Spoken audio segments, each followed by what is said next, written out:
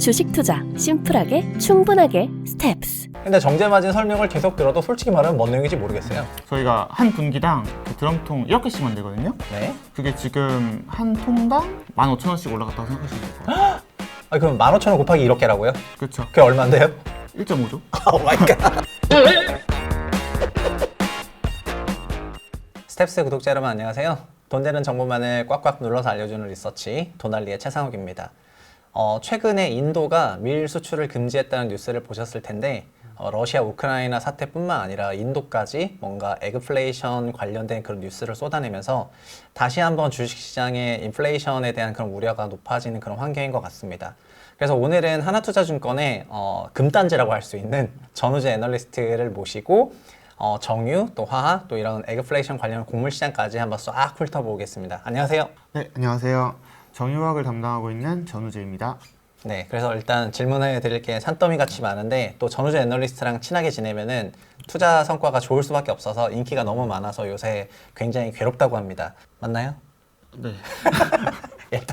일단 가겠습니다. 그런 걸로 하고. 네, 가겠습니다. 오늘 첫 번째 좀 드리고 싶은 얘기는 아무래도 1분기가 끝났으니까 또 5월 16일, 15일 이렇게 거치면서 실적 발표도 많이 나왔는데 전반적으로 정유화학 섹터를 다 보고 있으니까 정유화학에 대한 그런 뷰 어떻게 유지하고 있는지부터 간단하게 요약을 좀 해주세요. 일단 정유랑 화학 섹터 뷰는 저번 달이랑 똑같고요. 큰 그림에서는 이제 러시아 전쟁 그리고 제재가 지속되는 이상 화학보다는 정유가 더 좋다라고 보고 있습니다. 되게 심플하게 보면 네. 러시아가 전 세계 정유랑 원유 쪽에서는 대충 10% 정도 만들고요.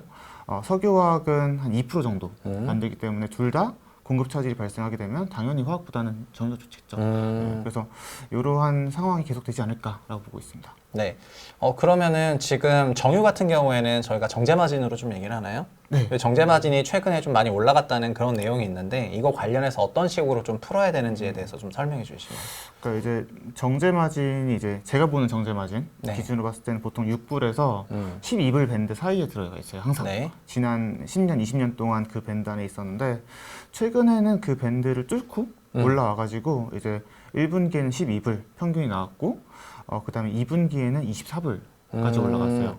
네. 이게 그냥 진짜 편하게 생각하면 1불당 영업이익률이 1%씩 올라간다고 생각하시면 돼요. 영업이익률 1%? 네. 그러니까 네. 이게 원래 정유 비즈니스가 매출이 엄청 크고 네. 여기에서 이제 1%, 2%, 3% 떼먹는 비즈니스였거든요. 근데 이게 10%대로 이제 이익률이 나온다라고 네. 보시면 될 것 같아요. 정제마진이 뭐 24불 막 이렇게 얘기하면은 지금 정제마진이 약간 이렇게 높아도 되나 싶은 그런 생각이 있는데 그러면 정유에 대해서 갖고 있는 생각이 정제마진이 이렇게 높은 상태로 좀 더 이어진다는 생각을 갖고 있는 거예요? 아니면 조금 피크아웃 한다는 생각을 갖고 있는 거예요? 그러니까 피크아웃은 무조건 나오긴 할 텐데 네. 이게 당장 피크아웃이 나오냐 아니면 뭐 한 6개월, 1년 후에 피크아웃이 나오냐가 중요할 거고요. 그다음에 네네. 이제 어느 정도 높이에서 유지가 되느냐가 이게 중요할 절대 건데 값이? 네네. 그렇죠. 네, 근데 지금보다는 살짝 내려오겠지만 네. 과거 평균 뭐 상단을 한참 상회하는 수준이 저는 꽤 오랫동안 지속될 거라고 봐요.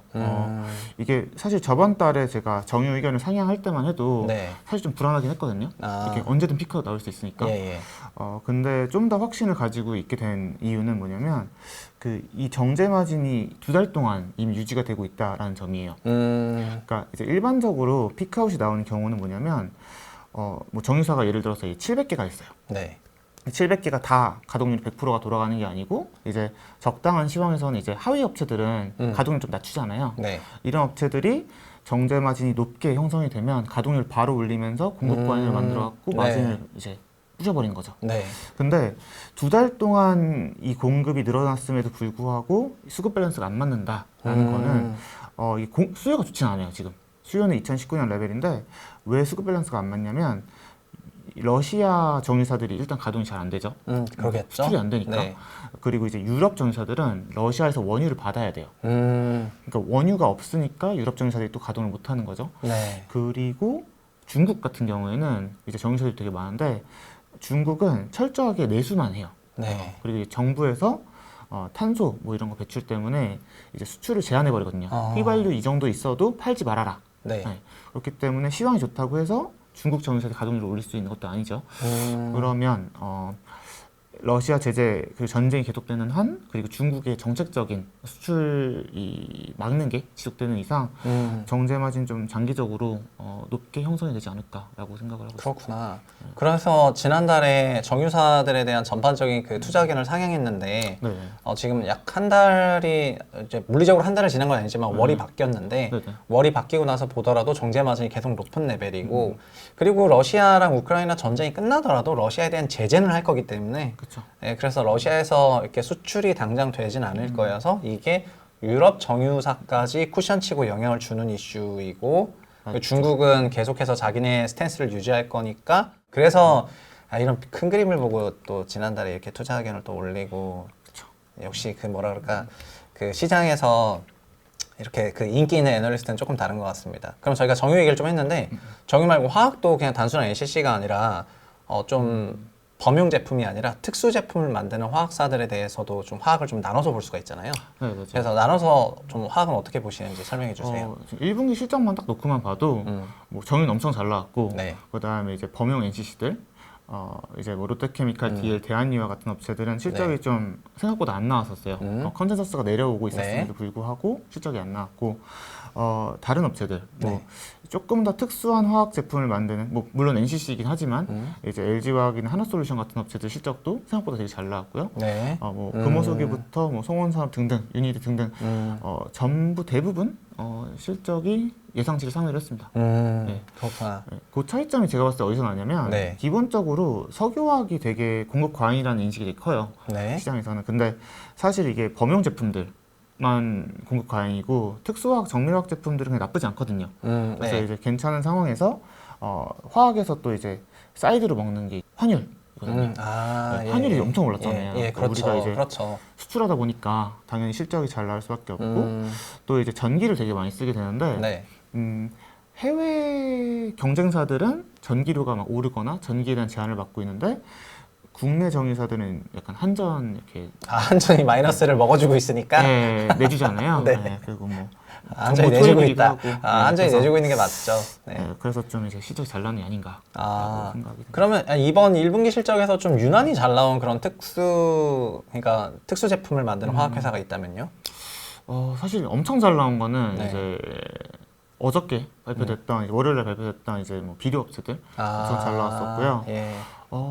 유난히 잘 나왔던 회사들 뭐 송원산업, 유니드 뭐 이런 업체들 다 그렇구나. 잘 나왔어요. 송원산업이나 유니드 같은 경우에는 그 전우주 애널리스트 영상 저희가 도날리에서 찾아보면은 지속해서 설명을 했기 때문에 아마 영상 보실 수 있을 건데 오늘 조금 더 얘기를 해보도록 하고요.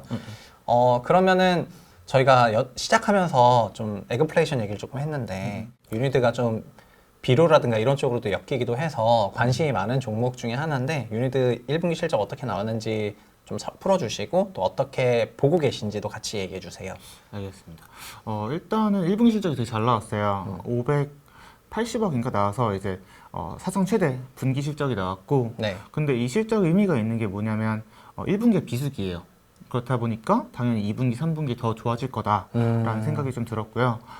일단 기본적으로 비료랑 이제 음식료로 거의 40% 정도 들어가기 네. 때문에 최근에 러시아랑 중국 비료가 막히면서 한국 등등에서 비료의 가동률을 이제 올려주는 거죠. 네. 그러다 보니까 우리의 수요가 되게 올라가면서 실적이 잘 나오는 현상이 나타나고 있고요. 가성칼륨의 원재료인 염화칼륨을 네.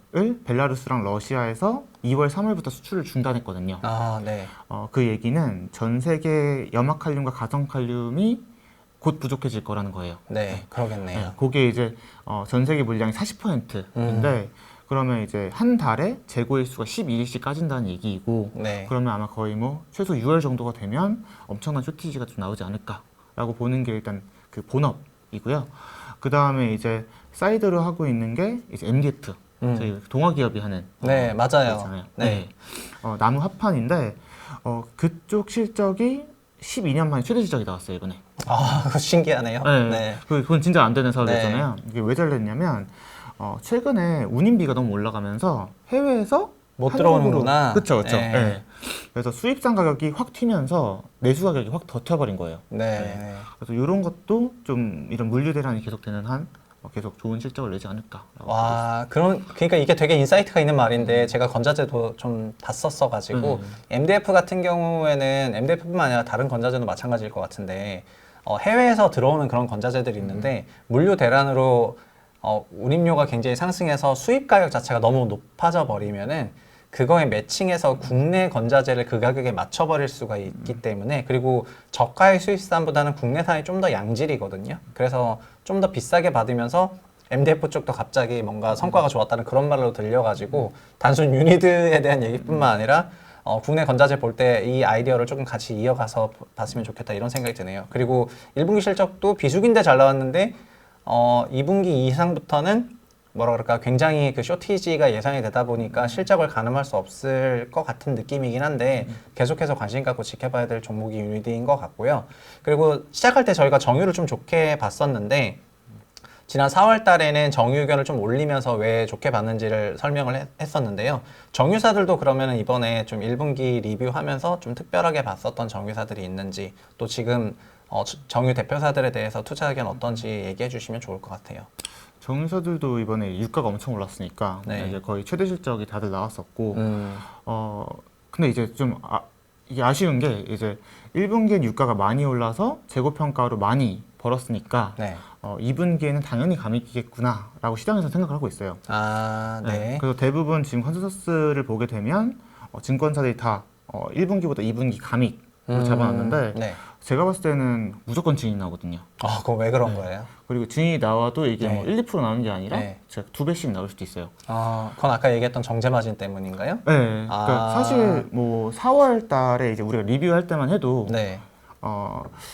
정제 마진이 또 빠질 수도 있겠다라는 이제 우려도 있고 유가도 약간 빠지는 분위기였고 했었으니까 지금은 또 유가가 또 강하고 정제 네. 마진도 지금 아까 말씀드린 것처럼 2달째 유지가 네. 되고 아마 더 네. 유지가 될 것 같다 보니까 계속 추정치가 올라갈 것 같아요. 그래서 좀 구체적으로 말씀을 드리면 SK이노베이션이 1분기에 1.65조 원을 했는데 2분기에 추정치가 지금 9천억이에요. 네. 거의 반토막 난다는 거죠. 네. 근데 SK이노베이션 같은 경우 일단 그 재고평가 방식이 총평균법이라고 1분기 유가 상승분이 2분기로 조금 이연이 돼요. 한 네. 30% 정도. 네. 그래서 어느 정도 이제 높은 수준에서 시작을 하는데 SK이노베이션이 만드는 그 정제하는 원유 양이 1분기에 이제 1억 배럴이에요. 그 드럼통 네. 1억 개씩을 만든다는 네, 건데 네. 그 최근에 정제 마진이 이 한 통당 12불이 올랐거든요. 네. 와, 그러면은 1억 곱하기 12불이네요. 그렇죠. 그럼 12억 불이네요. 그렇죠. 네. 네네. 한 1조 5천? 1조 5천억이네요. 네, 1조 5천이 올라가야 돼요, 1분기보다. 근데 근데 물론 뭐 이렇게 그러니까 뭐, 완전 산술 그냥 그쵸, 그런 계산은 아니지만 터무니없이 올라가네요. 네, 뭐 사실 그거의 절반만 쳐줘도 네. 거의 2조 원 가량 실적이 충분히 나올 수 있는 거거든요. 그러니까 지금 컨센서스는 1분기 실적 발표되고 나온 그런 컨센서스는 정제 마진의 2달 강세 아니면 그 이상의 강세를 고려하지 않은 컨센서스이기 때문에 그렇죠. 애널리스트 추정치들은 결국 2분기 프리뷰를 할 때쯤 아니면 그 전에 하반기 전망하면서 올라갈 수밖에 없겠네요. 맞아요. 예. 사실상 진짜 말도 안 되는 컨센서스긴 했어요. 예. 아, 저는 그거 지금 보면서 디스? 예. 아니에요. 뭐 다들 잘하시니까 제가 틀렸을 가능성이 높습니다. 네, 좋습니다. 그러니까 정유회사에 대한 그런 실적 추정치가 올라갈 수밖에 없다고 그렇게 좀 생각들을 하시니까 지금 역시 정유에 대해서 좀 톤이 높으시군요. 네. 그럼 저희가 이번에 보니까 뭐 월보도 굉장히 길게 내시고 다른 회사들 굉장히 정리를 많이 했는데 좀 이외에 좀 뭐라 그럴까 번외로 이 기업은 좀 관심 갖고 지켜봐야 될 것 같다 이런 회사 혹시 있으십니까? 일단 정의가 좋다 보니까 네. 그리고 또 아까 말씀드린 것처럼 총평균법을 쓰는 회계적으로 이런 기업들이 좋기는 해요. 그런 회사들이 네. 이제 SK이노베이션, GS, 그다음에 현대 그 AC 현대거든요. 네. 그래서 이런 정유사들을 관심 있게 보고 있고요. GS랑 이제 SK이노베이션을 가지고 있는 주 SK, 네. SK 지주도 좀 관심을 갖게 보고 있어요. 그렇구나. 이제 정유에 대한 의견이 뭐 완전히 약간 그런 컨빅션 레벨로 넘어간 것 같네요. 정유사들 전체적으로 굉장히 좋게 보시는 것 같고. 네. 그렇구나. 그리고 아까 뭐 유니드 같은 경우에는 연간으로 좀 좋게 보시는데 하반기를 좀 더 좋게 보는 그런 흐름인 것 같고요. 네, 맞아요. 요새 너무 바쁘시겠습니다. 세미나 한다고.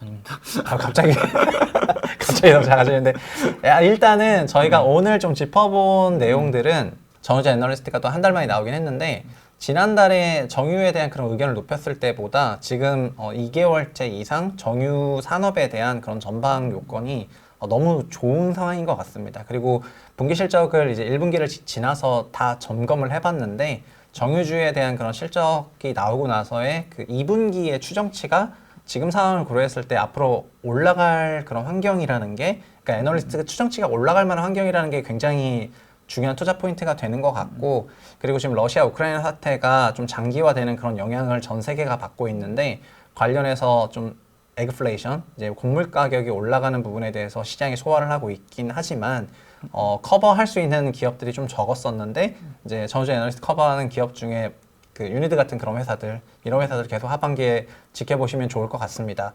아, 이 정도로 정리하면은 만족하세요? 네, 정확하게 정리해 주셨습니다. 갑자기 칭찬을 해가지고 저희 오늘 그 도날리는 이 정도로 마무리를 하겠고요. 전우재 애널리스트는 사실 저보다는 펀드 매니저들이 굉장히 선호하는 애널리스트여가지고, 왜냐면 항상 날 서 있는 의견이랑 또 정확한 데이터 판단한 그런 의견을 주기 때문에 또 좀 시장을 한 발 또는 0.5발자국 더 앞서서 보는 그런 경향이 있어서 확실히 좀 인기가 있는 것 같은데, 저희 도날리에서 전우재 애널리스트 나올 때마다 항상 좀 열심히 지켜보셨으면 좋을 것 같고요. 지금까지 수고해주신 분은 하나투자증권의 정유, 화학, 곡물 및 기타 등등을 담당하는 전우재 애널리스트고요. 오늘 너무 수고하셨습니다. 저희 이제 인사하고 끝내겠습니다. 감사합니다. 감사합니다.